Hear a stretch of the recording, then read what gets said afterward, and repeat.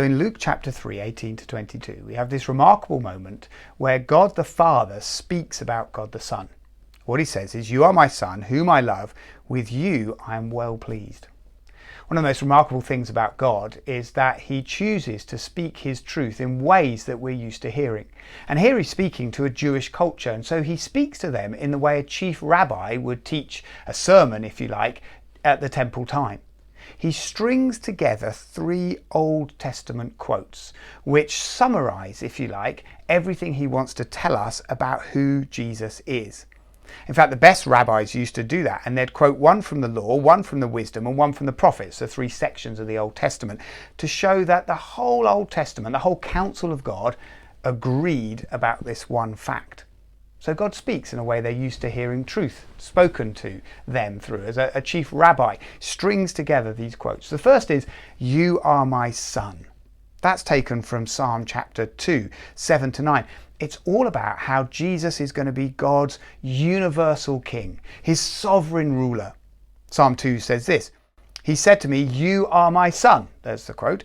"Today I've become your father. Ask of me, I'll make the nations your inheritance, the ends of the earth your possession.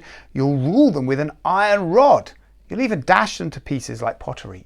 That iron rod is a sword, isn't it? It's Jesus in his sovereign power. It's Jesus, the king, able to lead. That's how God starts. Then secondly, "With you I am well pleased." The second of these pearls put on a string from the Old Testament. That's taken from Isaiah 42. It's right in the section of Isaiah which is called the Servant Songs. They tell us about how God is going to send his servant, who is going to bring justice and rescue to the people. This is what Isaiah 42 says. "Here is my servant, whom I might uphold, my chosen one, in whom I am well pleased." There's our quote. "He will bring justice to the nations, open eyes that are blind, free captives from prison, release from dungeons those who sit in darkness." Jesus is going to be this servant of God who is going to bring freedom and release and sight and rescue, just as was predicted in Isaiah. And then the last of these 3 quotes from the Old Testament, God, the chief rabbi, speaking in the way they were used to hearing truth through, is "Whom I love." That takes us to Genesis 22, the very first book of the Bible, and the story of a father called Abraham and a son called Isaac. And father and son conspire together that the son's sacrifice might save the nations. Again, it's pointing towards Jesus. So in Genesis 22 verse 2 it says, "Then God said, 'Take your son, your only son, Isaac, whom you love, and go sacrifice him.'" But their obedience, father and son's joint obedience and readiness for the son's sacrifice, leads to the blessing of a multitude.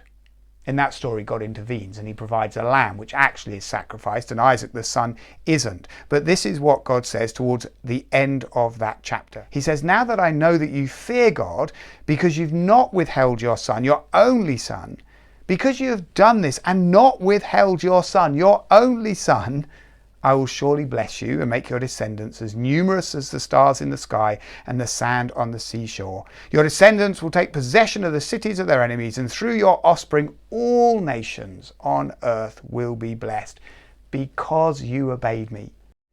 The obedient son who's willing to die at the Father's request. See, this amazing moment when God the Father speaks about God the Son reveals so much, doesn't it?